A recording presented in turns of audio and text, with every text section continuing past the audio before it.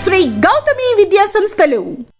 తర్వాత మరో విశిష్ట అతిథి మన కళాశాలకి మనం పిలవంగానే వచ్చినటువంటి శ్రీమతి కృష్ణవేణి మేడం గారిని విద్యార్థులను ఉద్దేశించి మాట్లాడవలసిందిగా కోరుతున్నాను.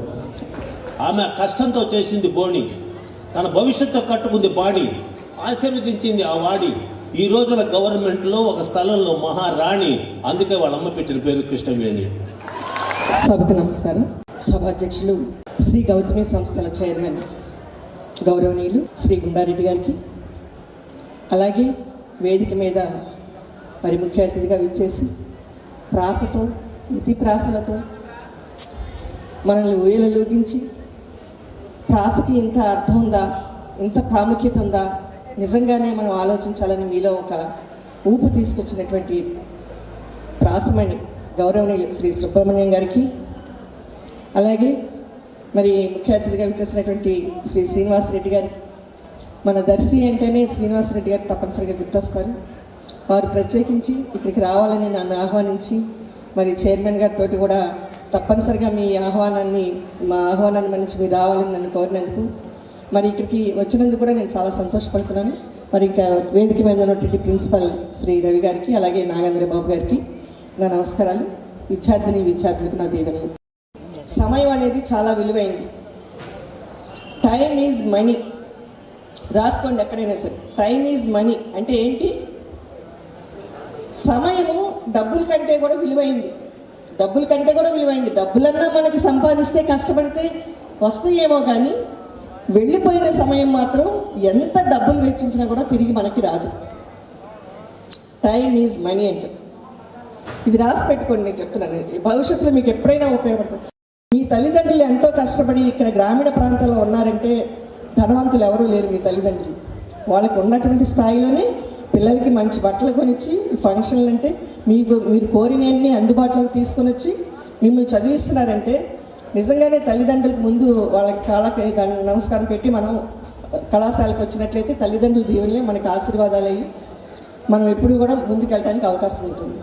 ఈరోజు మేము ఈ స్థితిలో ఉన్నామంటే మా తల్లిదండ్రులు మాకు ఇచ్చినటువంటి గైడెన్స్, మరి వాళ్ళు కూడా ఇట్లా చదవాలని మాకు ఇచ్చినటువంటి ఇదిని బట్టి మేము ఈరోజు ఈ స్థాయికి రాగలిగాం. ఉదాహరణకి నేను నా స్వానుభవమే చెప్తే, నేను డిగ్రీ అయిపోగానే నాకు మ్యారేజ్ అయింది. నాకైతే ఉద్యోగం చేయాలని అలా ఏమీ కోరిక లేదు అప్పట్లో. ఎందుకంటే నేను చదివింది BA. అప్పుడు మేము చదివే జనరేషన్లో BA అంటే ఆఫ్టర్ ఆల్ BA అనేవాళ్ళు. BScకి తర్వాత MPCకిను BPC వాళ్ళకే వాల్యూ ఉండేది. అంటే BSc చదివేవాళ్ళు డాక్టర్లు అవుతారని, MPC చదివేవాళ్ళు ఇంజనీర్లు అవుతారని, అంటే ఒక ప్రొఫెషనల్ కోర్స్.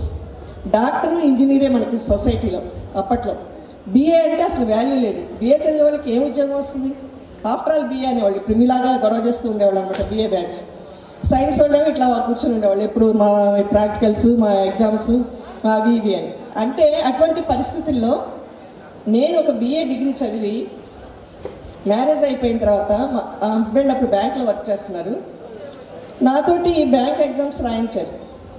నేను BA అండి, నాకు లెక్కలంటే భయం అని నేను MPC తీసుకోలేదు.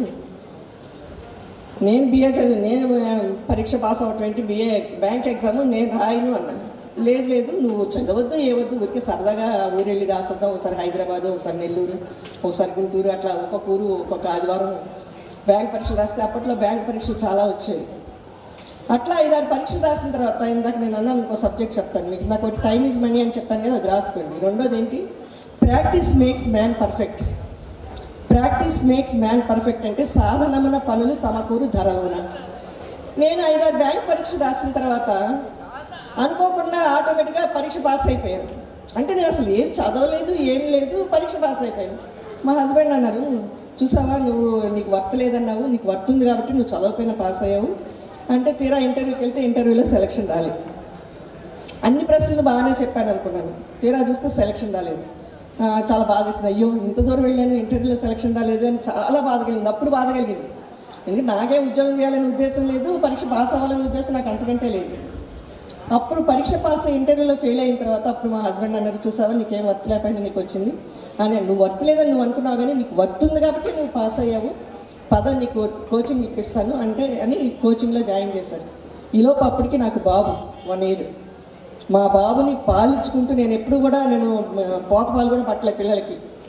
పాలిచ్చి ప్రొద్దున వెళ్ళిపోయి కోచింగ్ 2 months కోచింగ్ తీసుకుంటే నాకు బ్యాంక్లో సెలెక్షన్ వచ్చింది. 40,000 మంది ఎగ్జామ్స్ రాస్తే 40 మంది పాస్ అయ్యారు. 40 పోస్టులు అంటే 1:1000. 1000లో నేను ఒకదాన్ని సెలెక్ట్ అయ్యాను. ఇందాక అన్నాడే రాయి రత్నం అని. రాయికి అర్థం ఏంటి? రత్నం, స్టోన్. అర్థమవుతుందా? 40,000 మందిలో 40 పోస్టుల్లో రావటం అంటే ఎంత కాంపిటీషను. మీరు కొంతమందే కనబడుతున్నారు.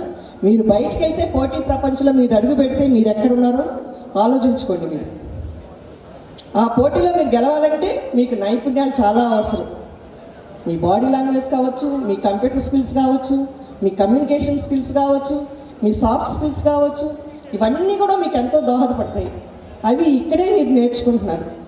వాటిని ఎగ్జిక్యూట్ చేసేటప్పుడు ఏ సమయంలో దాన్ని ఏ విధంగా ఎగ్జిక్యూట్ చేయాలని మీరు దాన్ని ప్రాక్టీస్ చేస్తే, అందుకే చెప్తున్నాను, ప్రాక్టీస్ మేక్స్ మ్యాన్ పర్ఫెక్ట్. అది ఖచ్చితంగా మీరు అందరూ రాసుకోండి. నేను చెప్తున్నాను, మీరు ప్రాక్టీస్ చేయండి. ఈ 4 రోజులు కూడా మీ సబ్జెక్ట్స్ అట్లాగే ప్రాక్టీస్ చేయండి, మంచిగా చదవండి. అదే అయిపోయిన తర్వాత అమ్మాయి నాకు బ్యాంక్ ఉద్యోగం వచ్చిందని బ్యాంక్లో జాయిన్ అయ్యాను నేను నర్సరావుపేటలో. ఇంకా నన్ను మా సార్ పరీక్షలు రాయమన్నట్లే ఒక ఉద్యోగం వచ్చేసింది అనుకున్నాను. ఈలోపు గ్రూప్ 1 నోటిఫికేషన్ పడింది. గ్రూప్ 1 నోటిఫికేషన్ పెడితే వాళ్ళ బ్యాంక్లో వాళ్ళ ఫ్రెండ్స్ అప్లికేషన్ పెట్టారట. నన్ను కూడా అప్లికేషన్ పెట్టమన్నారు.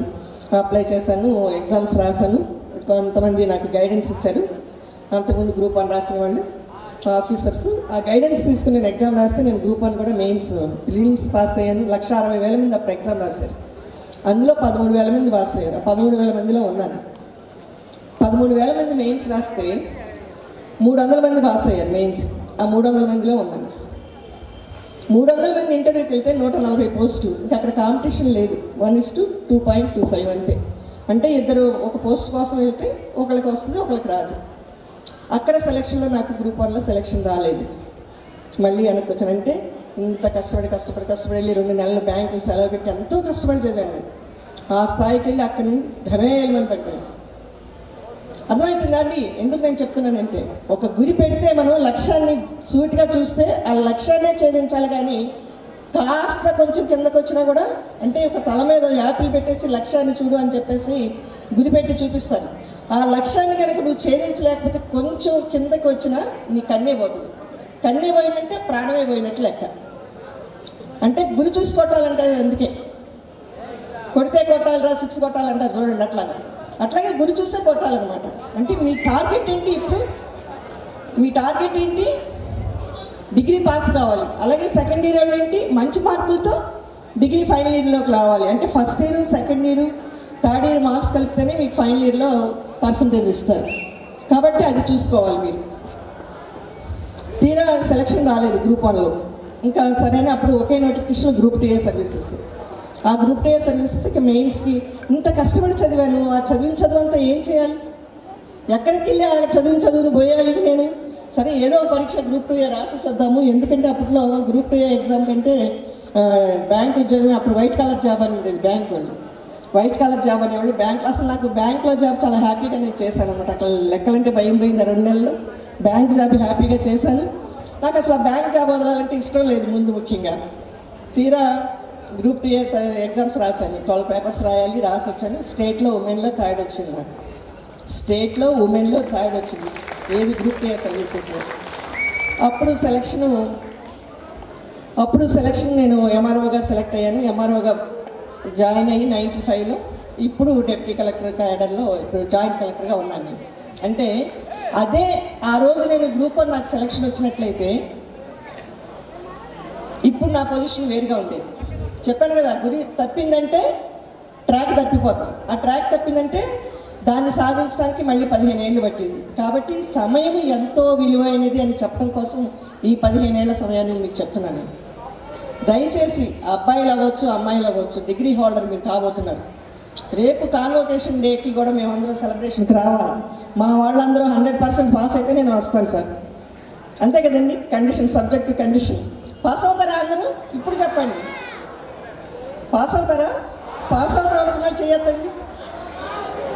Very good, all the best అందరికీ. తర్వాత ఇంకోటి ఏంటంటే, సమాజంలో ఇందాక శ్రీనివాసరెడ్డి గారు అంటూ అన్నారు, పే బ్యాక్ టు సొసైటీ. సొసైటీకి మనం తిరిగి చెల్లించేది ఏంటి అనేది అంటే ఏదో డబ్బుల రూపంలో మనం తీసివేయటం కాదు, డబ్బులు ఇవ్వటం ఏదో కాదు.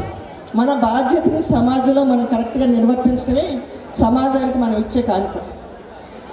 ఇక్కడ తల్లిదండ్రులు లేకపోవచ్చు కానీ లెక్చరర్స్ కూడా ఒక తల్లి తండ్రిగానే ఉన్నారు. కాబట్టి దయచేసి ఈ సమయంలో పిల్లల్ని అబ్బాయిలు అమ్మాయిలని వేరుగా చూడకుండా సమానంగా పెంచి వాళ్ళకి సమాన స్థాయిలో స్కిల్స్ కనుక నేర్పించి ఒక డిగ్రీ ఇచ్చి ఒక పీజీ అయిపోయిన తర్వాత వాళ్ళు స్టాండ్ అయిన తర్వాతనే మ్యారేజ్ చేస్తేనే వాళ్ళ లైఫ్ని చక్కగా లీడ్ చేయగలుగుతారు. ఒకవేళ కాని పరిస్థితుల్లో మ్యారేజ్ అయిపోయినంత మాత్రాన లైఫ్ ఆగిపోయినట్లు కాదు. నేను ఈ ఉదాహరణకు చెప్పడం కోసం నా గురించి నేను చెప్పాను. మా ఇద్దరు పిల్లలు కూడా నేను ఎగ్జామ్స్ రాస్తూ ఆ బ్యాంక్ ఎగ్జామ్ రాసినప్పుడు మా బాబు, తర్వాత మళ్ళీ గ్రూప్ 1 రాసినప్పుడు పాప. మరి పిల్లలతోటే మా అత్తగారు, మా మామగారు, మా హస్బెండ్ చక్కగా మంచి సపోర్ట్ ఇవ్వబట్టి నేను చదివాను. ఈరోజు నా ఉద్యోగం నేను చేసుకుంటూ ఈ స్థాయికి దేవుదయ వల్ల మరి అధికారుల యొక్క మనలతో నేను జాగ్రత్తగా నా జాబ్ నేను చేసుకుంటున్నాను. కాబట్టి అమ్మాయిలు కూడా మ్యారేజ్ అయిపోయింది అంత మాత్రంతో మనం చదువు ముగించాలి అని అనుకోకుండా మీ లక్ష్యం ఏదైతే ఉందో లైఫ్లో ప్రతి ఒక్కరికి ఒక లక్ష్యం ఉండాలి. ఆ లక్ష్యం లేకపోతే ఇప్పుడు ఏర్పరచుకోవాలి. మీ స్కిల్స్ ఏంటో, మీ ఎబిలిటీస్ ఏంటో మీరు చెప్పగలగాలి. ఖచ్చితంగా మీరు మీ లక్ష్యాన్ని సాధించేంత వరకు పరిశ్రమించండి. సాధించేంత వరకు పరిశ్రమ చేయాల్సిందే. కాబట్టి మీ తల్లిదండ్రులకి సంతోషాన్ని కలుగజేస్తూ మరి మీకు ఇంత బాగా విద్యను నేర్పించినటువంటి గురువులకి ఆనందాన్ని ఇస్తూ మరి ఈ సంస్థకి మంచి పేరు తీసుకుని రావాలని, అలాగే సొసైటీలో మీరు మంచి విద్యార్థిగా అంటే మీ ప్రవర్తన బట్టి వీడు బహుశా గౌతమిలో చదువుంటాడ్రా అని అనుకునేటట్లుగా మీరు మంచి స్థాయిలో ఉండాలని చెప్పి నేను కోరుకుంటున్నాను. ఎందుకంటే ఇప్పటి రోజుల్లో అబ్బాయిల గురించి మనం చాలా చూస్తున్నాం. దయచేసి మీరు అలా ఉండొద్దు. ఎదుటి మా వ్యక్తిని గౌరవించేటట్లుగా ఉండండి. నేనైతే ఒకటే భావిస్తుంటాను, ఈ మధ్య తప్పనిసరిగా నేను ఒక విషయాన్ని చెప్తున్నాను. తల్లిదండ్రులు ఒక అబ్బాయి ఏదైనా చెడు పని చేస్తే ఆ చెడు పని చేసే అబ్బాయి కూడా ఒక తల్లి బిడ్డే. ఆ చెడు పని చేస్తున్నటువంటి అబ్బాయి కూడా ఒక తల్లి బిడ్డే అన్నప్పుడు ఆ తల్లిదండ్రులు తల వంచుకోవాల్సిన పరిస్థితి సమాజంలో వస్తుంది. అట్లాంటి తప్పు పనులు మీరు చేసి తల్లిదండ్రులు తల వంచుకునే పరిస్థితి తీసుకురావద్దు. అలాగే అమ్మాయిలు లింగపరంగా మీకున్నటువంటి పరిస్థితిని గమనించుకొని ఎవరికి దాసోహమయ్యో లేకపోతే మోసపోయో మీ జీవితాన్ని అక్కడితోటి తుంచేసుకోవద్దు. దయచేసి మీరు చాలా జాగ్రత్తగా సమాజంలో మీ ప్రవర్తనని జాగ్రత్తగా ఉంటూ మీ తల్లిదండ్రుల గౌరవాన్ని నిలబెడుతూ, అలాగే మీకు విద్య ఇచ్చినటువంటి గురువుల యొక్క గౌరవాన్ని కూడా నిలబెడుతూ సమాజంలో మంచి బిడ్డలుగా మీరు ఎదగాలని కోరుకుంటున్నాను. అలాగే మీ అందరికి కూడా భవిష్యత్తులో మీరు మంచి పీజీలు చదవాలి. ఇంకా కూడాను బాగా చదువున్న తర్వాతనే మంచి ఉద్యోగానికి వెళ్ళండి. అవకాశాలను బట్టి మీకు ఎదురైనటువంటి అవకాశాలని ఇందాక మీ ప్రిన్సిపాల్ గారు చాలా చక్కగా చెప్పారు. ముందు మీకు ఏదైనా ఉద్యోగం వస్తే ముందు దాంట్లో చేరండి. అంత మాత్రంతో అక్కడితో ఆగిపోతూ మీ లక్ష్యం ఏదైతే ఉందో అది చేరేంత వరకు పరిశ్రమించండి. ఖచ్చితంగా మీరు అనుకున్నది సాధిస్తారు. కాబట్టి ప్రతి ఒక్కళ్ళు కూడా ఒక గోల్ ఏర్పరచుకొని గోల్ సెట్టింగ్ చేసుకొని మీ కమ్యూనికేషన్ స్కిల్స్ ఇంప్రూవ్ చేసుకుంటూ అట్ ద సేమ్ టైం మీ కుటుంబంలో మీ తల్లిదండ్రులు గౌరవించుకుంటూ సమాజంలో బాధ్యత గల పౌరునిగా మీరుంటూ మరి సమాజంలో భవిష్యత్తులో మంచి ఉద్యోగాలు మీరు సాధించాలని నేను కోరుకుంటూ ఈ అవకాశం ఇచ్చినందుకు ధన్యవాదాలు తెలియజేస్తూ ముగిస్తున్నాను. Thank you very much.